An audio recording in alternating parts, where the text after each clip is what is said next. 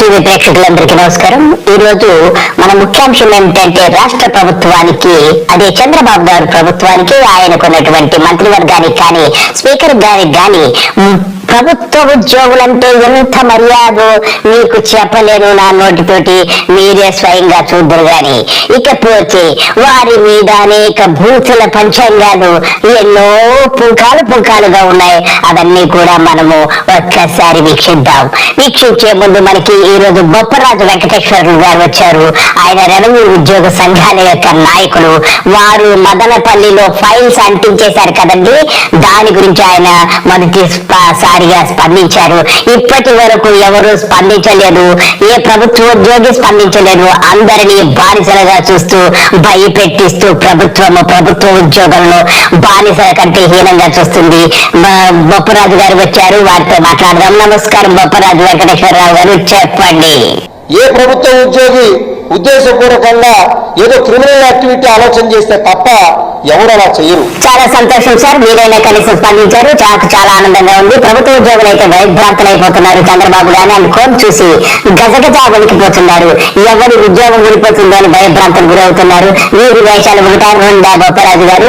ఒక్కసారి వీరి యొక్క డాన్సులు చూసే తర్వాత భూతి పురాణంలోకి వెళదాం.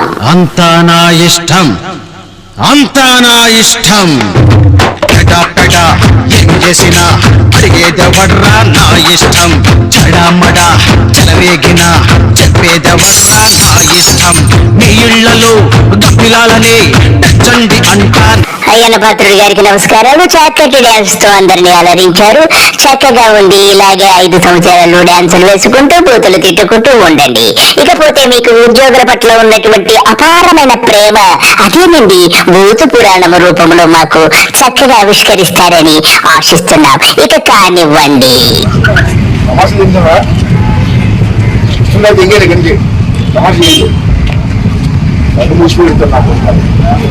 అయ్యన్న పాత్రుడు గారు, మీరు ఎంతో చక్కగా కొడక అని సంబోధించారు ప్రభుత్వ ఉద్యోగుల్ని. అయ్యా, మీకు ఎంతమంది కొడుకులండి? కనపడని వాడల్లా కొడుకేనా? ఒక్కసారి మీ అందమైన ముఖాన్ని అద్దంలో చూసుకోండి. మరలా మీరు బతుకుంటే అప్పుడు అడగండి. సిగ్గు లజ్జా ఉండాలి స్పీకర్ గారు. ఒక స్పీకర్ పదవిలో ఉండి ఇంత నీచంగా మాట్లాడతావా?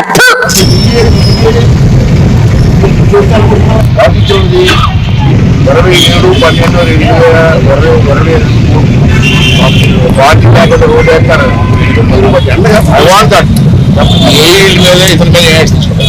ఇది ఎవరికి ఉండదు, వీళ్ళకి ఉన్న చట్టమే, వీళ్ళకున్న అధికారమే. లేదు అయ్యన్న పాత్రుడు, నీ అమ్మామగుడిది. నీ అమ్మామగుడు పెద్ద కోటీశ్వరుడు కదా. అలాగే లేకపోతే బొల్లిగాడు అమ్మామగుడు ఖర్జూరం నాయుడిది. సిగ్గుండాలరా చెప్పుకో. నాకి ప్రభుత్వ ఉద్యోగులతో మాట్లాడే తీరుయ్యారా నువ్వు?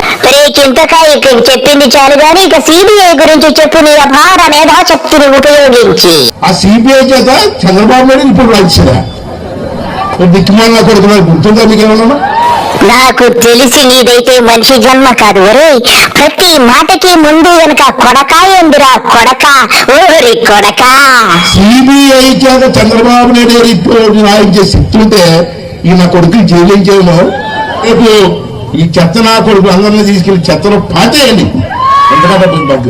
ఒరే చెత్త స్పీకర్, నా వయసు 62 సంవత్సరాలు. నా సర్వీసులో నీ అంత చెత్త స్పీకర్ నేను ఇప్పుడు చూడలేదురా. ఎందుకురా అలా ఎగురుతావు? ప్రజలే నేను చెత్తలు అతి త్వరలో పాతి పెట్టేస్తారు. తొందర పడకురా చెత్త స్పీకర్. నిజమేరా, మా కర్మే, ప్రజల కర్మే.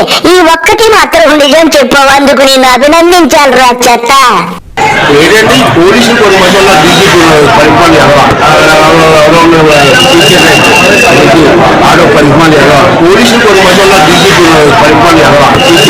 చట్నీ అచ్చయ్య గారికి నమస్కారములు.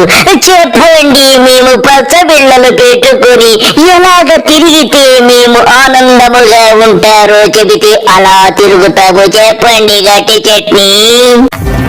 5 సంవత్సరాల అవమానాలు పడ్డారు. నేను మాటిస్తున్నాను, రేపటి నుంచి అధికారులకు సమావేశం పెట్టి చెప్తాను.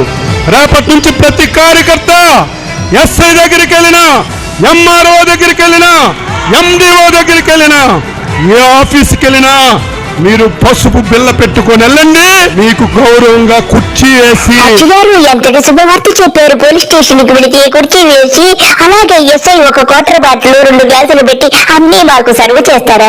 ఎంత గొప్ప శుభవార్త చెప్పారు అచ్చుగారు.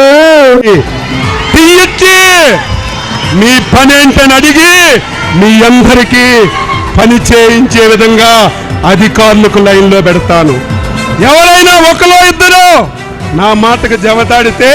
అచ్చుగారు మీ మాటకు జవదాడితే చంపేస్తారా? తప్పండి, అలా చెయ్యకూడదు. ఇప్పటికే చాలా మందిని చంపేశారు. వారు ఉద్యోగస్తులు, వారి జోలికి వెళ్ళకండి ప్లీజ్. ఏమవుతారో వారికి నేను చెప్పవలసినటువంటి అవసరం లేదని చెప్పి తెలియజేస్తున్నాను. అచ్చుగారు మీరు చెప్పింది చాలు, వెళ్ళిరండి. తమరి గురువు గారు బాబు గారు వచ్చారు. ఆవు చేలో వేస్తే దూడగట్టడం వేస్తుందా? మీదేమీ తప్పు లేదు. బాబు గారు కూడా ఉద్యోగం ఎంతో మంచి పదదానముతో సంబోధిస్తూ ఉంటారు. ఆ సంబోధనలన్నీ వినే ముందు ఆయన డ్యాన్స్ కార్యక్రమం చూసి ఆ తర్వాత ఆయన యొక్క భూత పురాణములోకి వెళదాం. Mike volume పెంచలేరా?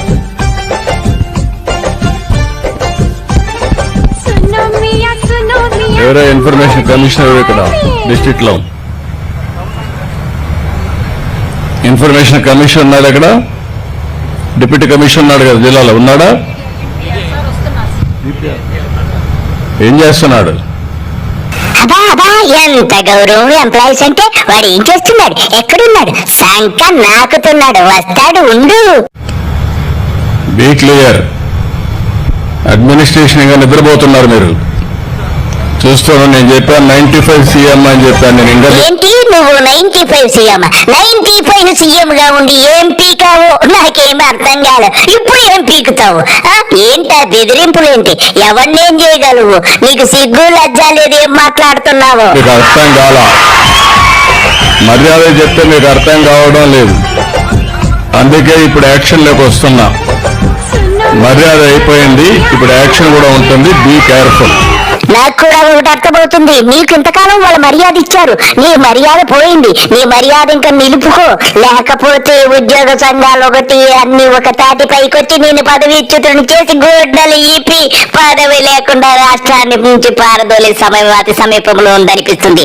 ఇప్పటికైనా కళ్ళు తెరిచి నోరు అదుపులో పెట్టుకొని మర్యాదగా మాట్లాడడం నేర్చుకో చంద్రబాబు. లో ఆ ఫైల్స్ దహనం కేసు ఇంకా సిఐడి విచారణ కొనసాగుతూనే ఉంది. అది యాక్సిడెంట్ కాదు, ఇన్సిడెంట్ అన్నారు. ఆ ఇన్సిడెంట్ ఎలా జరిగిందనేది కూడా అనేక రకాలు ఉండొచ్చు. కానీ మేమేదో దోషులుగా లేదా అది ఉద్దేశపూర్వకంగా తగలబెట్టినట్టు రికార్డులు రకరకాలుగా వార్తలు వస్తూ ఉన్నాయి. ఏ ప్రభుత్వ ఉద్యోగి ఉద్దేశపూర్వకంగా ఏదో క్రిమినల్ యాక్టివిటీ ఆలోచన చేస్తే తప్ప ఎవరు అలా చేయరు.